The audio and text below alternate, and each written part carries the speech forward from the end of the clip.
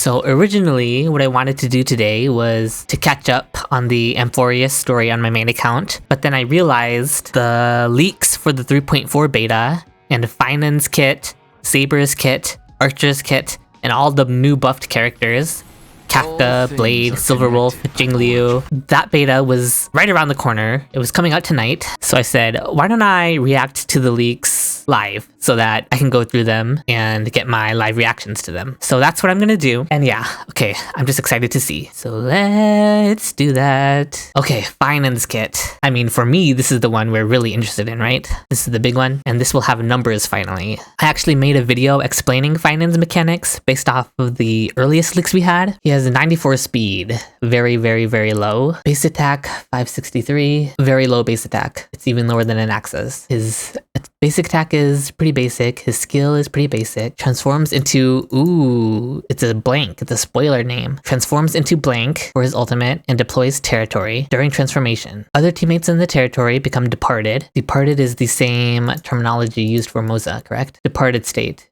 It's the same terminology as Moza. So it will behave in the same way as Moza's departed state behaves. It's interesting.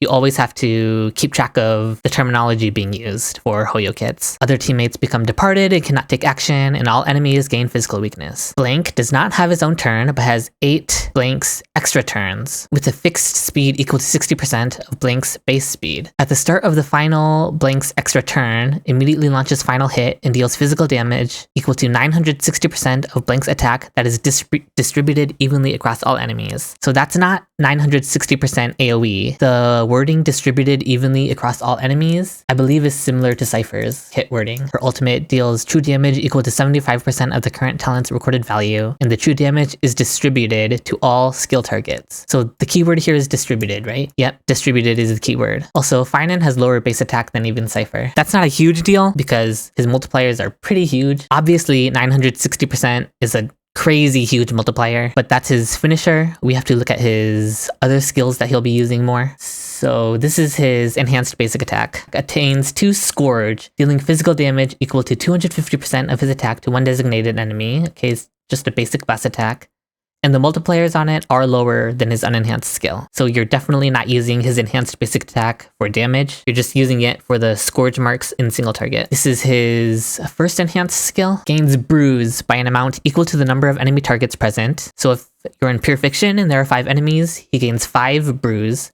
And they have changed the terminology of these from what it was in the early leaked kits, and then causes all enemy targets to immediately take action and gains 1 stack of Soul Rending Blaze. So yeah, it's a Robin ultimate for the enemies, basically. When in the Soul Rending Blaze state, reduces Blank's damage received by 75% and gains 1 additional stack of Soul Rending Blaze after enemy targets attack or take action.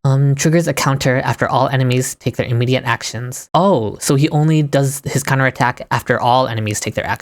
Dealing physical damage to all enemies equal to 40% of his attack, as well as additionally deals 4 instances of damage, each instance being physical damage. Again, there are so many better ways to word this, so we are going to be getting a ton of wording changes during his beta, equal to 30% of his attack. The damage of this is way lower than I was hoping for. That's kind of unfortunate, so he's not really doing any damage from his counterattacks. Especially now that we know that he only does it once. Yeah, that's a little disappointing. Each stack of Soul Rending Blaze increases... Oh, I see. Increases this counter's damage multiplier by 20% of the original multiplier. So you can have 5 stacks of it because you can taunt up to 5 enemies. So that would be an additional 100% multiplier. Still not huge, honestly. Okay, the damage of this is a lot lower than I'd been hoping for. So it's definitely just for gaining stacks. The enhanced basic and the enhanced skill are both all about gaining stacks. The damage on both of these really isn't anything to write home about. But of course, his whole kit is about this, his bounce attack, the second enhanced skill. Dispels all debuffs from this unit, then deals physical damage up to 70% of his attack. In that, for every 1 point of Bruise consumed, up to 4 if it's the same as the early leaks, deals 4 instances of damage, each instance being physical damage equal to 45% of his attack dealt to 1 random enemy. When consuming 4 points of Bruise, additionally deals physical damage equal to 450% of his attack, and this damage is evenly distributed to all enemies. Oh, so this first part is just unconditional. We did not have that in the early leaks. the weird thing is that this part doesn't say whether it's single target, AoE, or bounce. But let's look at the multiplier of the bounce attack. 45% bounce. It does 16 bounces. 16 times 45. So that's 720. So it's a 720 multiplier bounce attack. Yeah, that gets up to 720 plus 450 plus 1170. That's a crazy multiplier. What is that? Like, let me just open up a calculator. 720 plus 450 plus, what was the number? 1170? That's a 2000% multiplier. Number big. Big, very number big. That's Phainon. Just very big numbers. And he'll be doing this around 3 to 4 times in his ultimate. Let's look at his talent. When transforming, gains 4 points of bruise. If it is during an ally target's turn, all buffs on that ally target will be extended by 1 turn and the current turn ends. So yeah, he can extend buffs on himself, such as Bronya's skill buff. Blank is immune to crowd control debuffs and has 1 enhanced basic attack and 2 enhanced skills, but cannot use ultimate. During his transformation, increases attack by 80% and max HP by 240%. So yeah, that's pretty nice attack buff. After attacking, restores HP equal to 20% of his max HP. Oh, so he has self-healing just built into his kit. After taking a killing blow, he will not get knocked down and will instead restore HP equal to 25% of max HP and immediately launch the final hit. So the 960% multiplier hit, he will immediately launch that attack. For every 1 remaining extra turn he has, the final hit's damage multiplier reduces by 12.5% of its original multiplier. So obviously not ideal to die during his ultimate state. When the transformation ends, he increases all allies' speed by 15%, lasting for 1 turn. We'll see how beneficial this ends up being. So his technique, when Phainon is in the team, increases max technique points by 3, actively uses technique by consuming 2 technique points to immediately attack all enemies within a certain range. After ending battle, regenerates 25 energy for all allies. Okay, that's a good amount of energy. That's a turn 1 Robin ult. He gains 2 Scourge and 1 skill point. Scourge is what he needs to use his enhanced skill. Oh, and 1 regular skill point too. So that's literally a free Robin ultimate. I made a tweet about how I was suspecting Phainon would work really well with Robin, and I think that just might be the case. Deals physical damage equal to 200% of Phainon's attack to all enemies at the start of each wave, because why not make it at the start of each wave? If attacking a normal enemy, immediately defeats them without entering combat. When not hitting enemies, no technique points are consumed. Very nice. Okay, his bonus traces. When entering battle or when transformation ends, increases attack by 50%. I guess this helps his damage when he's not in his ultimate state. When receiving healing effects or shields from a teammate, increases damage dealt by 40% for 4 turns. Sure, why not? When receiving energy generation ability effects provided by teammates, it gains 1 point of core flame. So yeah, this is basically the Sunday clause, as we call it. So that Sunday's ultimate can still give him extra charge for his ultimate. And then this one is just to incentivize using sustainers with him a bit more, but it still seems entirely unnecessary. Phainon kind of sounds like he's going to be the easiest character to run sustain this, because he's taking all the damage for your team, because he's the only one on field, and he's really good at sustaining himself. So I kind of think sustain this Phainon is going to be a really big thing.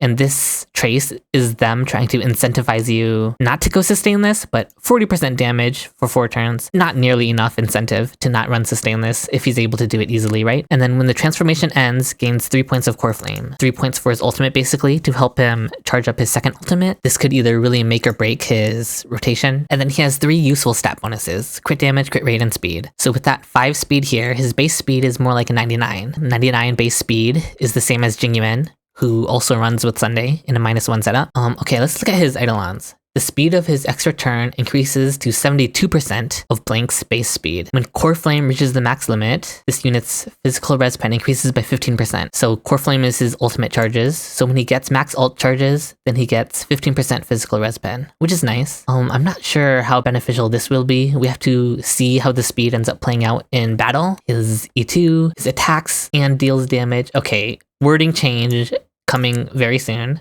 They will definitely be changing the wording on this. His attacks deal damage equal to 120% of the original damage, so it's basically just a 1.2 times multiplier. When consuming 4 Scourge to use his second enhanced skill, gains 1 extra turn. So that'll basically, he gets like 3 to 4 of his second enhanced skills, so this will end up being like 3 to 4 extra turns. His E4, when using Calamity, additionally grants 4 stacks of Soul Scorch. Calamity, Soul Scorch. That is his can't, correct? So his E4 is basically his counterattack does more damage, is what it's saying. And then his E6, he gets 2 extra special skill points, or the maximum increases by 2. When using, okay, yes, he does get 2 extra special skill points when using his enhanced basic or skill. And then after using the attack from his second enhanced skill, it additionally deals true damage equal to 20% of the total damage dealt in this attack to the enemy with the highest HP. Is it really just Triby's E1 on his E6? Okay, his E6 has a lower true damage value than Triby's E1. He also has this effect, of course, which gets him more enhanced skills, but the number on this is kind of underwhelming to me for an E6. To be honest. His kit as a whole is very interesting. It's hard to say how strong he'll be without knowing the speed at which he moves. It's one of those things we're gonna have to see in action. But in terms of just numbers, he has the biggest multipliers in the entire game. Like 960% multiplier here, total of 2000% multiplier on his second enhanced skill. Numbers wise, he's super strong. But in terms of how long it takes him to get these numbers out, again, it's all gonna depend on the speed in his ultimate, which I'm going to have to see in action. But all in all, I'm pleased by the multipliers of his second enhanced skill. I knew it would be really big. I am admittedly a little disappointed by the fact that his counterattack, for starters, he only does 1 counterattack, which lowers his ability to charge Robin's ultimate. So that does hurt their synergy a little bit. And then the multiplier on his counterattack is a lot lower than I was hoping. So he's not going to turn into a counterattack DPS in pure fiction. He's still relying pretty much completely on his second enhanced skill, which is a little bit of a bummer. I think it gets rid of his versatility a little bit more. He's a bit less versatile. He's really relying on this now, but the number of this is really big, so hopefully that's able to make up for the lack of versatility in that he's not doing as many counterattacks or as strong of counterattacks as I'd been hoping for. So that's Phainon's kit. And I'm not showing this on screen because I don't want to be hunted down by Hoyo. You can still hear it, I presume. Oh my gosh, he's majestic. What the heck? His wings. Oh my gosh, what the heck is that technique? Holy crap, the wings, the effect, oh my goodness. That's the coolest technique in the whole game. Ooh, that's a cool skill pose. Oh my gosh, he's aura farming with that so hard. Don't buffer, come on. I need to see his ultimate and his enhanced abilities though, of course. Okay, just another basic attack. Oh, there's his ultimate. Oh my god, he just... Oh! He's shirtless. He's so hot.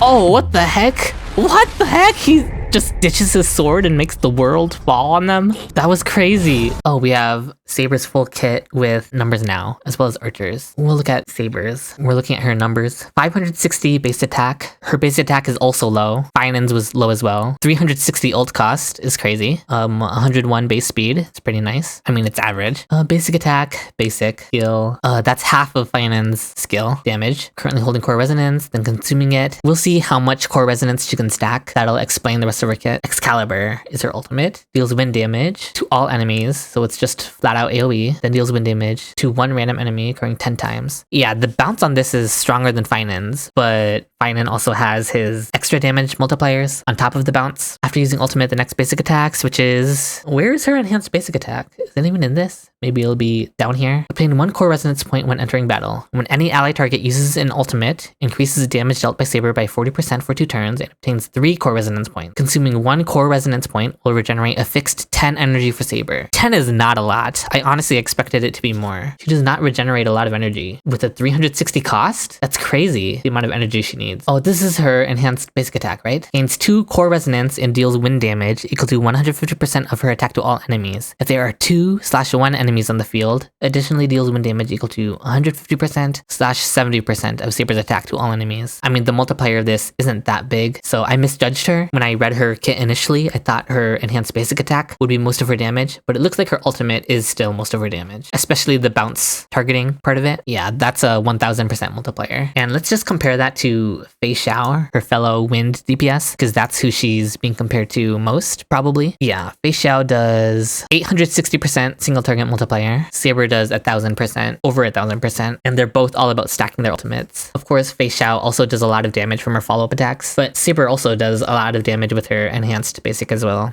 I think she can go toe-to-toe with Phainon.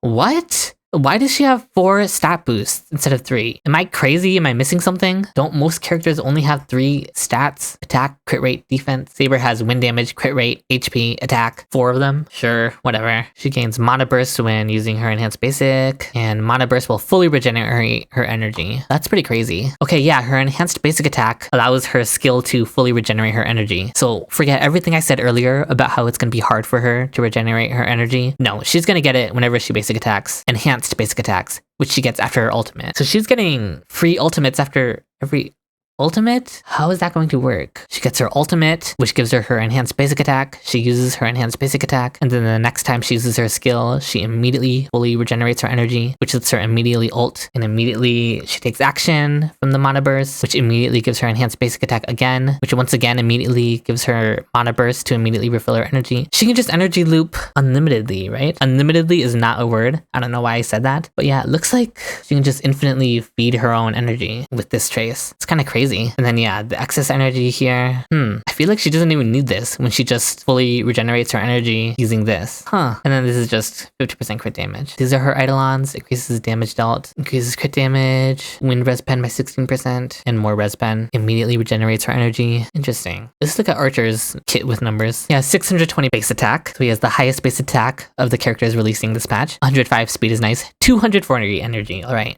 His skill deals quantum damage equal to 400% of his attack. The damage dealt by Archer's skill by 100%. So 100 damage percent, I'm assuming. Oh, up to 200% damage bonus. And you want to stack it up to 2 times. So it's incentivizing you to consume multiple skill points while using this. Lasting until he exits the circuit state after actively using skill 5 times, or when there are insufficient skill points. Using skill again causes him to exit the state and ends the turn. So that's 400% multiplier. Naxa has 350% multiplier on his skill in single target. Archer is 400%. So Archer has a bit of a higher multiplier than Anaxa's, but it also increases his own damage percent by up to 200%, and he can spam it up to 5 times in one turn. So he can really front load his damage, basically. And if he uses it 5 times, that's a 2000% multiplier in one turn, which is insane. His ultimate now deals 1200% of his attack to one designated enemy and gains 2 charge, up to a maximum of 4 charge. That's a crazy big multiplier. Just 1200% multiplier on his ultimate, 2000% multiplier on his skill. Obviously, he's eating up a lot of... Oh, wait. I wonder if every skill he uses here gives him 30 energy, because then he would charge his own energy super fast too. It also says it consumes 2 skill points. So does each skill consume 2 skill points? Because then he's even more skill point hungry than expected. When Archer's teammates attack an enemy target, Archer consumes 1 charge, gets charge from his ultimate, and immediately launches a follow-up attack on the primary target, dealing 240% of his attack and recovering 1 skill point. So every ultimate essentially gives him 2 skill points whenever an ally attacks. Quantum damage, HP, crit rate.